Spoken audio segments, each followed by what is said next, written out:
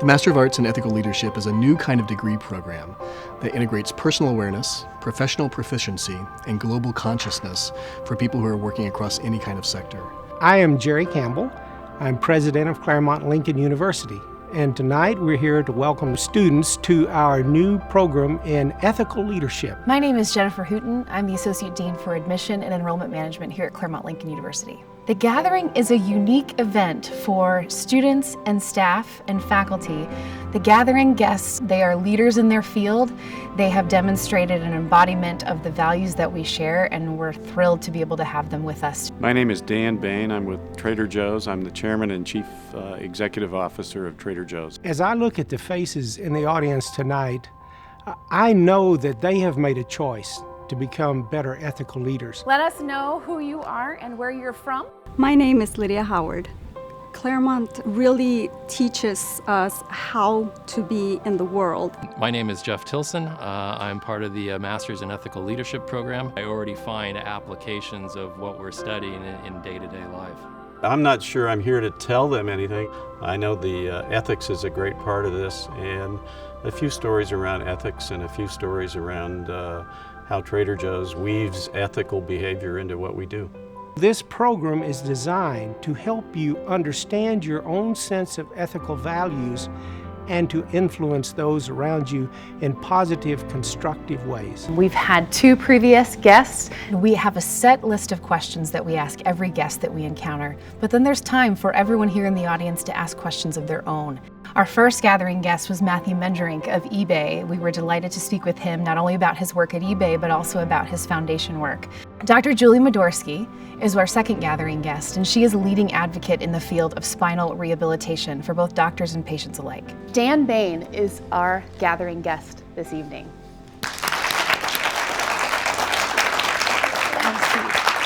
Question number 1. Dan, what is it that you do, and why does it matter? Let me tell you a couple of stories Please. to answer that question. First, I'm very happy to be here tonight, but I'm really happy for Mrs. Schwartz. Mrs. Schwartz is a customer of ours in Sherman Oaks, and she's one of my favorite customers because one day, a few years ago, I was in her store working and bagging groceries, and when I bag groceries, I like to wear a name tag that says what I'm doing. I have to say, Dan, I was wondering if the shirt would be your article of choice this evening. Well, I wore one of my most boring shirts. Oh, you did? Usually they're much brighter. So it said Bagger First Class on my name tag. And Mrs. Schwartz came through the line, and I'm bagging for about an 18-year-old checker. Mm-hmm. And he's scared to death just because I'm standing next to him. And I'm putting the eggs in the bottom and dropping wine on top of them.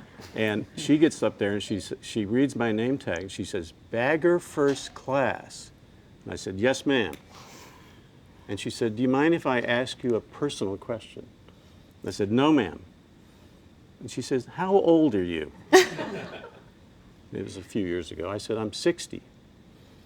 And she said, don't you aspire to anything more? And I said, no, this is it for me. Bagger First Class. You know, I moved up from second class to first.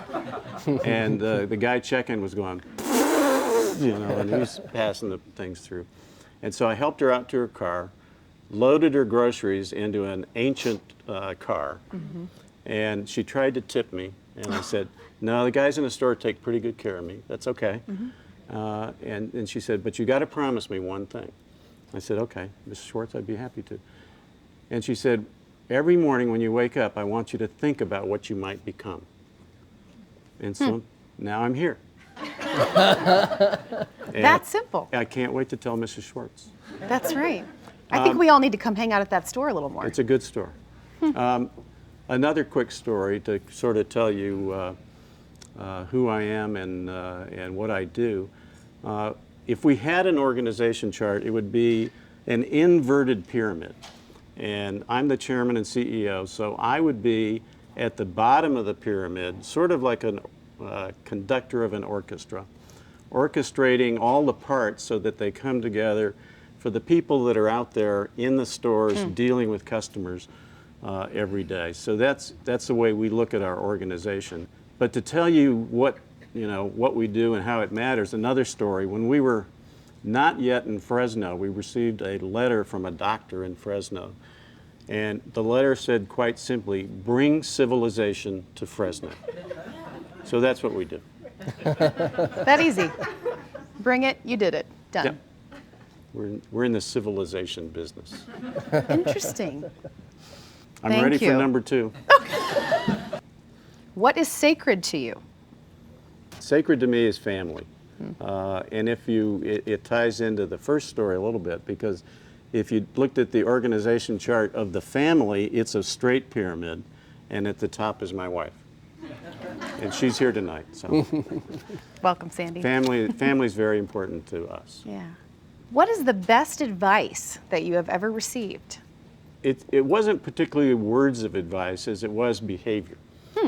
I played baseball at USC a long time ago, but I went there as an academic scholarship with some help from baseball, and back then you could do that sort of thing. Not anymore. But our coach said, hey, he's going to go to UCLA unless we give him some type of scholarship.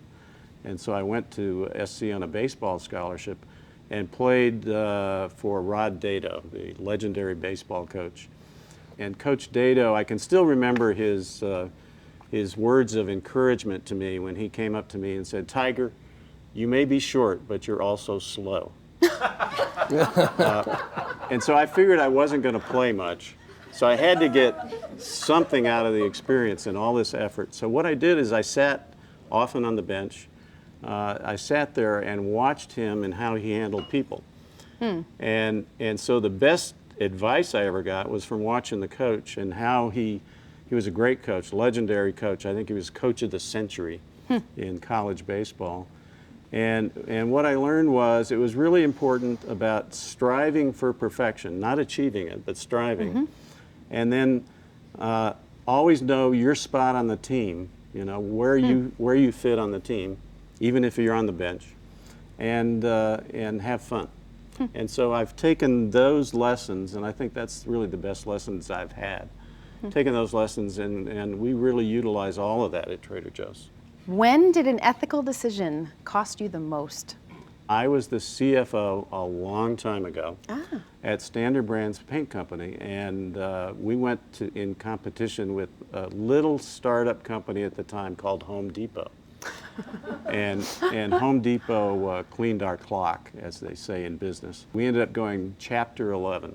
And so they kicked out the 2 guys that were running Standard Brands, and I was allowed to run the company and be the CFO for the year that we were in Chapter 11.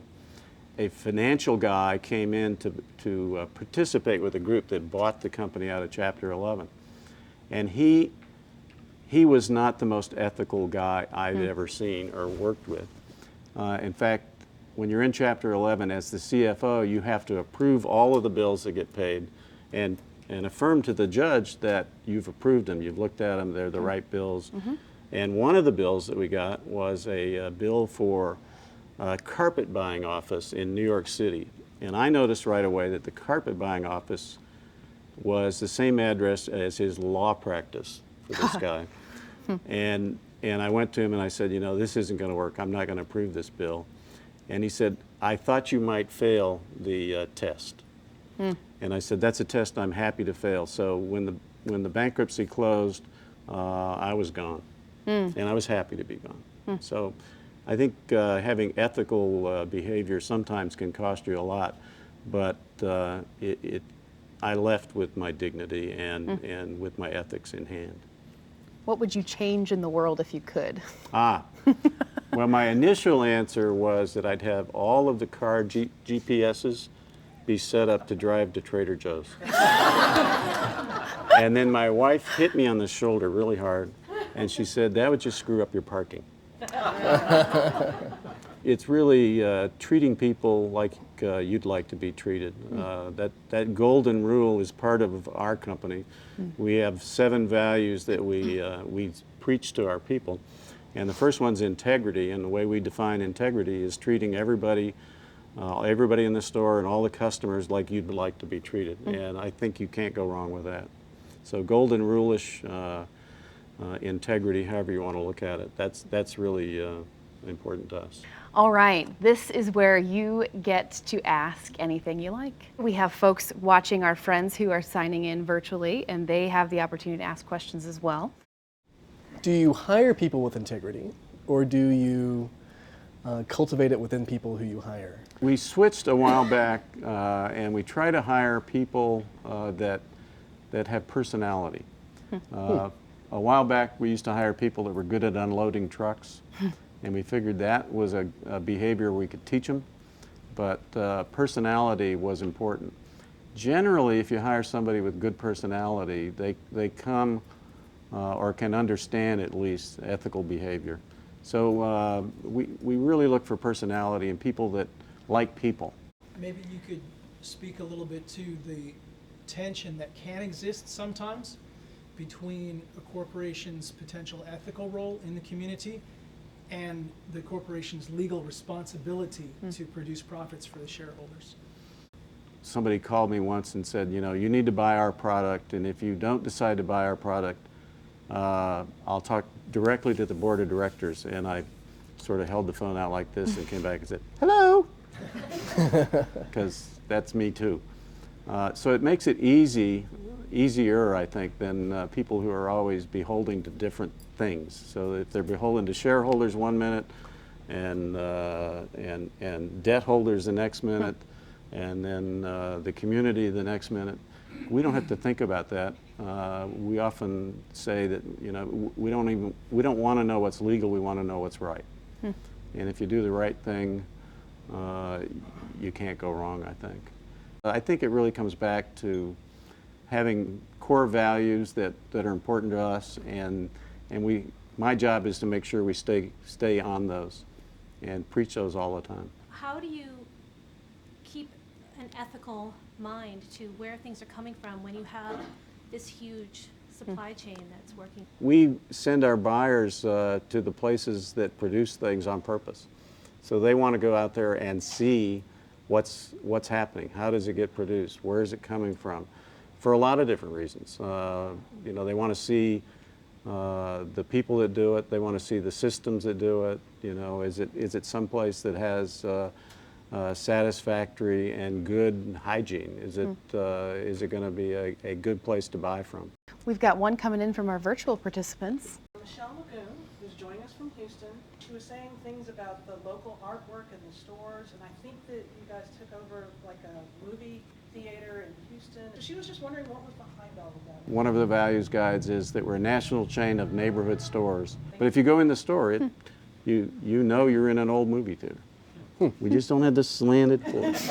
But we will make the outside of the store look like it was back in the 40s, and we'll celebrate the whole movie theater. It's called the Alabama Theater. We'll celebrate that whole theme through the store because we like to celebrate the community. In your stores, what do you do to encourage and reward ethical behavior, and on the flip side, what do you do to discourage and punish unethical behavior?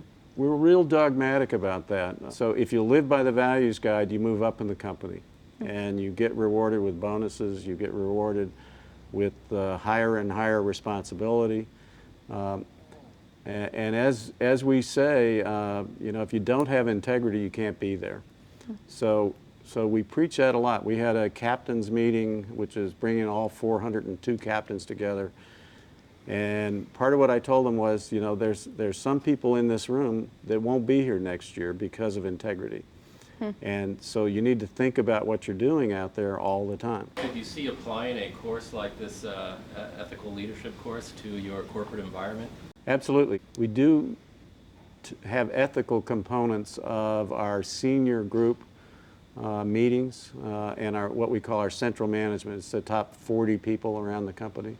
So that we'll talk about ethics, and we've had outside instructors come in and generally talk about ethics. We talk about, you know, what we're doing and why. So I think you have to, if you stay true to what you're talking about and what you're involved in, you have to make sure you don't go for the easy sale and end up screwing up everything else. So it sounds like your principles are kind of underpin your strategy as well.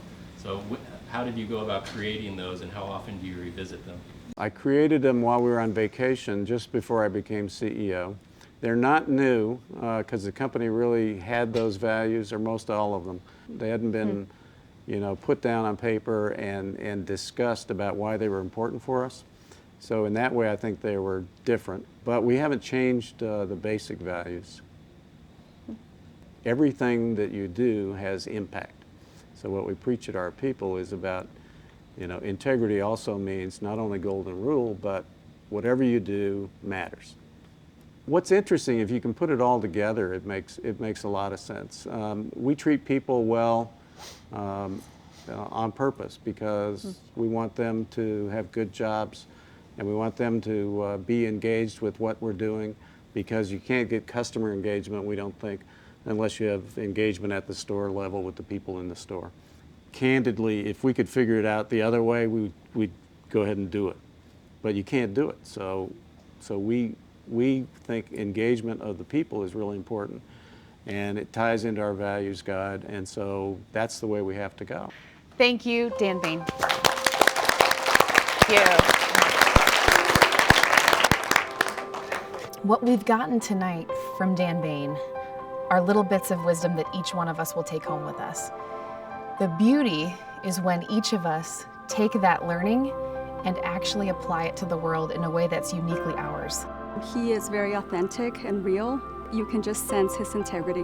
What the audience tonight has gotten from Dan, and you can see it in their faces, the wisdom of a man who knows how to lead a group with attitude that is constructive in this world.